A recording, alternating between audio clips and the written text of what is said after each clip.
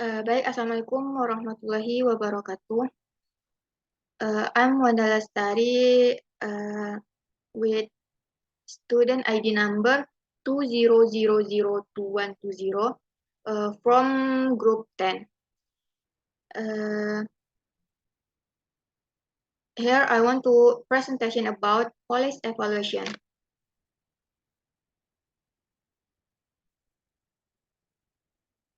For our topic now, 5 topic, and topic 1 about definition of police evaluation. The second topic about the need for police evaluation, and third topic about kinds of police evaluation, and fourth topic about who should conduct police evaluation, and 5 topic about problem in police evaluation. Nah, jadi di sini topik bahasan kita yaitu ada yang pertama ada tentang definisi dari evaluasi kebijakan. Yang kedua, materi kita tentang perlunya evaluasi kebijakan. Yang ketiga, macam-macam dari evaluasi kebijakan.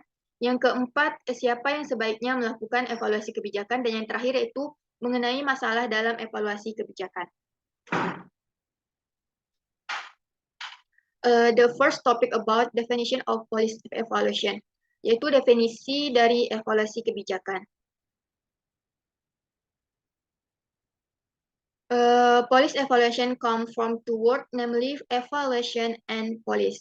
Evaluation is the progress of assessing, gathering, and observing various kinds of evidence to measure the impact and effectiveness of an object, program, or process. Meanwhile, police are a series of concepts and principles that serve as guidelines and the basic for plans in carrying out a job, leadership, and how to act.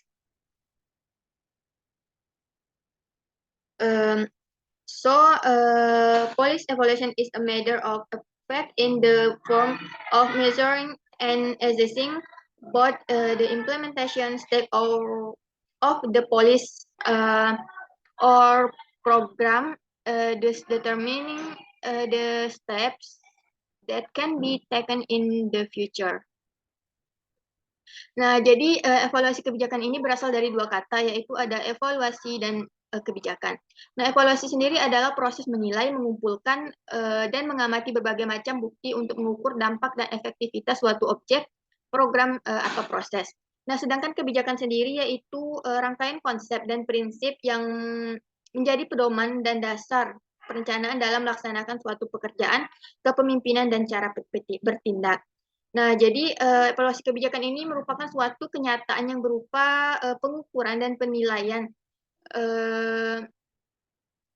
terhadap hasil atau dampak dari berjalannya suatu kebijakan atau program tertentu, sehingga akan menentukan langkah-langkah yang dapat diambil di masa yang akan datang.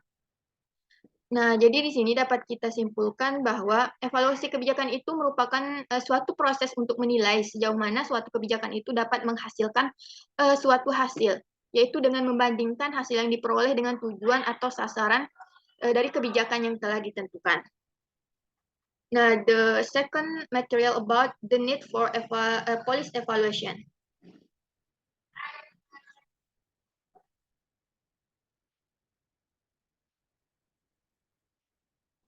The need for police evaluation ada 5.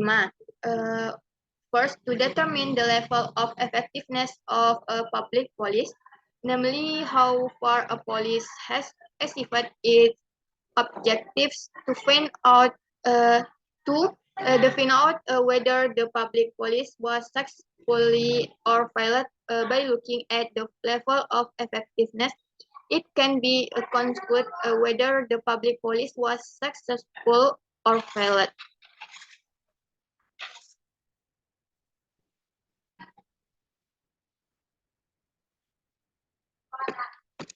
Three, to fulfill the aspect of public accountability by evaluating the performance of public police.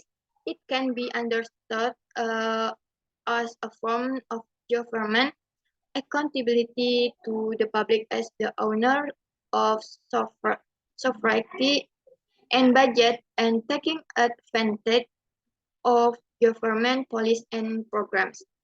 4. To show stakeholders the benefits of a public policy.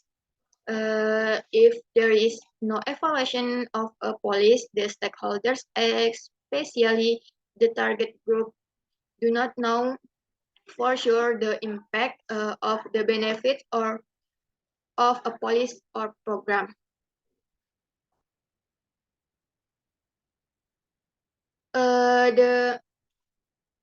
And 5, to provide input the future public policy making process so as not to repeat the same mistake, and hopefully it will be better in the future.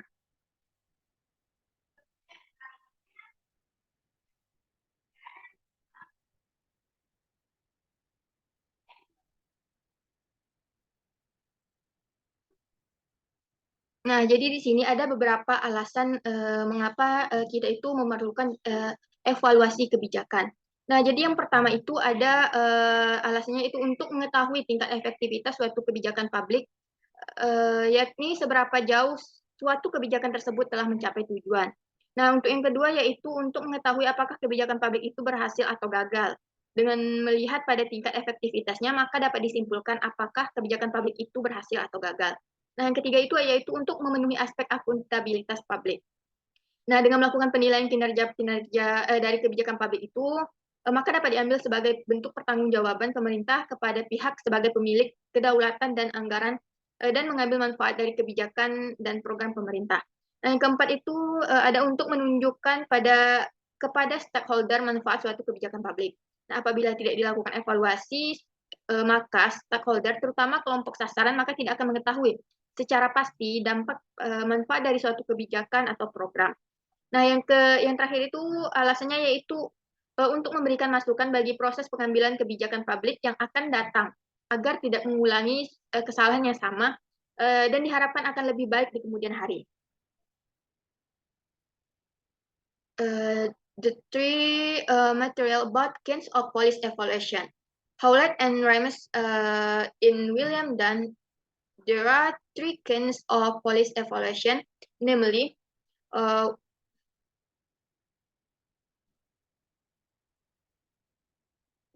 one, administrative evaluation. That is evaluation with regard to the evaluation of the administrative side of the budget, efficiency, choice of the policy process within the government. And 2, judicial evaluation.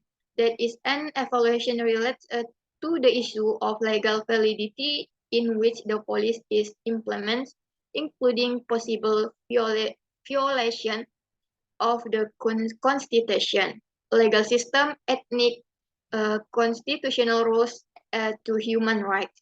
And 3, political evaluation, namely assessing the extent to which the acceptance of the political constitution to the implements public policy. Nah, jadi di sini ada 3 jenis dari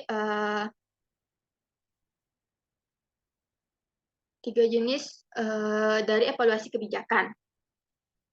Nah, yang mana di sini Howlett dan Rames pada tahun 1995 dalam William Dunn ada 3 macam evaluasi kebijakan.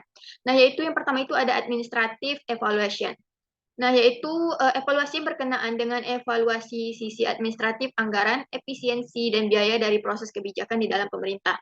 Nah, yang kedua itu ada evaluasi yudisial, yaitu evaluasi yang berkenaan dengan isu keabsahan hukum tempat kebijakan diimplementasikan, termasuk kemungkinan pelanggaran terhadap konstitusi, sistem hukum, etika, aturan administrasi negara, hingga hak asasi manusia.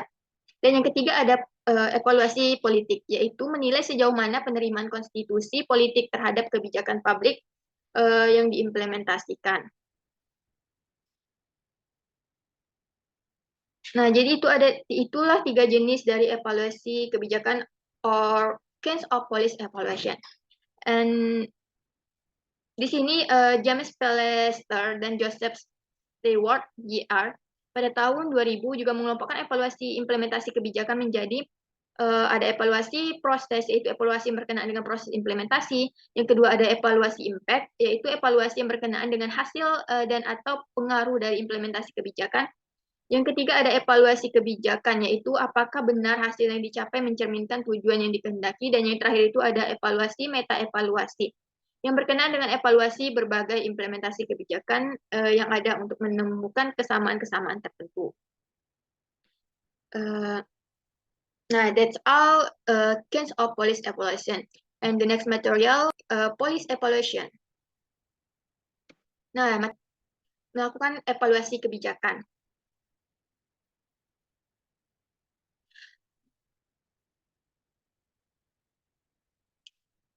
The involvement of makers and implementers in this policy evaluation depends on the nature of the relationship between policymakers and implementers.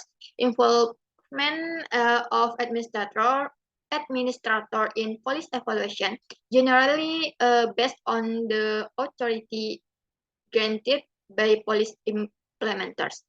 Accountability for the result of the evaluation of policy formally and legally is in the hands of the implementer, although materially it is in the hand of the administrator.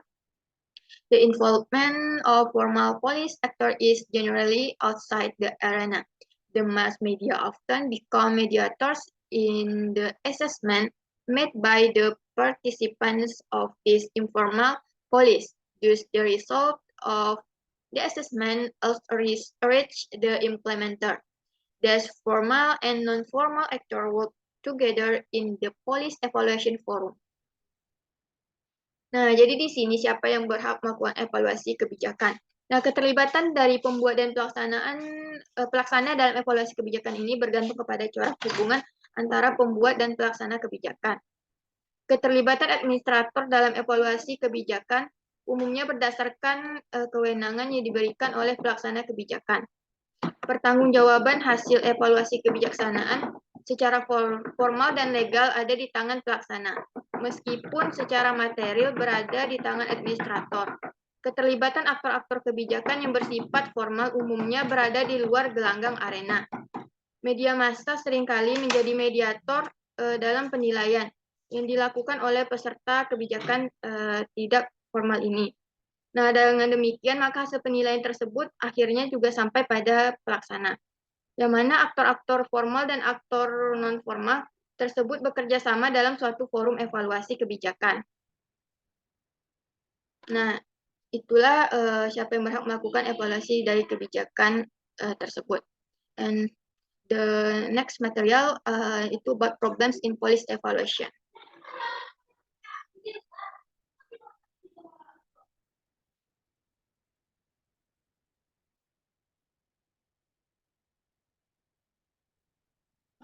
Nah, materi yang terakhir itu mengenai problem dari evaluasi kebijakan.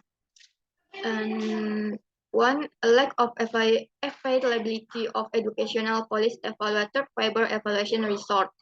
Two, political constraint, namely they always collide until they fall due to each group covering up the outlines of the implementation of a program because there is bargaining and political deals.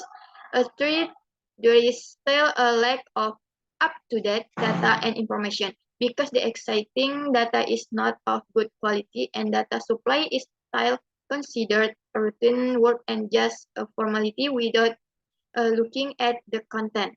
Therefore, within the economic constraint itself, there is only a small amount of cost for collecting data and processing data, just for administrative staff as well as for evaluators, because all educational policy evaluation activities themselves will surely face obstacles when there is no financial support from educational institution. And five, in terms of psychological constraint, the actor who is the executor of the activity has seen that the evaluation of educational policy is the result of his assessment. This will be an obstacle to their career in the future because of the comfort condition they have. And six, a problem on the subjectivity of the problem from the perspective of different peoples, where they have different views in the solution of police problems. And seven, having problems in relation to one another when requiring the same solution. The development of society is very fast, which makes it difficult to evaluate education policy because there are often problems that occur now. Problems that are no longer aligned with the future. And in front of him has raised a complex and complicated problem. And finally, experiencing uncertainty regarding the objectivities of education policy result from the compromise forced by the first step on policymakers. Nah, jadi di sini ada permasalahan dalam evaluasi kebijakan. Yang pertama yaitu kurangnya ketersediaan sumber daya evaluasi bagi evaluator kebijakan pendidikan. Yang kedua itu kendala politik, yaitu selalu terbentur sampai gagal setiap kelompok saling menutupi kejelekan dari pelaksana sebuah program karena ada kerjasama dan deal politik. Yang ketiga yaitu masih kurangnya data serta informasi yang terbaru. Karena data yang telah ada kualitasnya belum cukup baik, serta suplai data masih saja dianggap pekerja rutin serta sekedar formalitas saja tanpa melihat muatannya. Yang keempat yaitu di dalam kendala ekonomis sendiri. Hanya sedikit dalam biaya yang untuk mengumpulkan data serta pengolahan data. Karena hambatan ketika tidak adanya dukungan finansial dari lembaga pendidikan. Yang kelima itu dalam kendala psikologis. Nah, aktor yang menjadi pelaksana kegiatan telah memandang bahwa evaluasi kebijakan pendidikan itu sebagai hasil prestasi dari dirinya. Karena faktor kondisi kenyamanan yang mereka miliki. Yang keenam itu ada masalah pada subjektivitas masalah dari perspektif orang yang berbeda, yang mana mereka memiliki pandangan yang tidak sama juga dalam solusi masalah kebijakan. Nah, yang ketujuh itu ada memiliki masalah dalam hubungan satu dengan yang lainnya ketika membutuhkan sangat cepat. Yang menyulitkan dalam evaluasi kebijakan dikarenakan seringkali masalah yang terjadi. Nah, masalah yang tidak selaras lagi terhadap masa mendatang.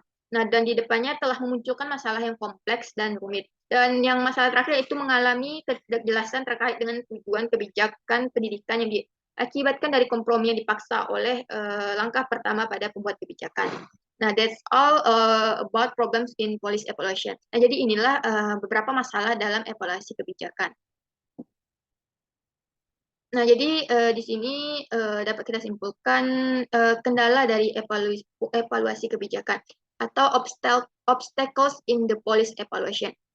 Yang pertama itu ada kendala psikologi atau psychological constraint.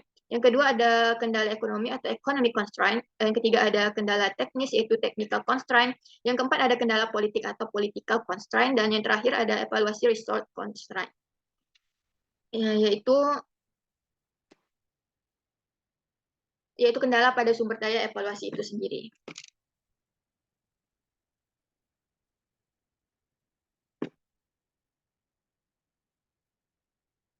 Nah, oke, that's all from me. Thank you for your attention and sorry for the shortcoming. Nah, mungkin sekian penyampaian presentasi dari saya. Lebih dan kurangnya saya mohon maaf dan terima kasih atas perhatiannya. Saya akhiri wabillahi taufiq wal hidayah. Assalamualaikum warahmatullahi wabarakatuh.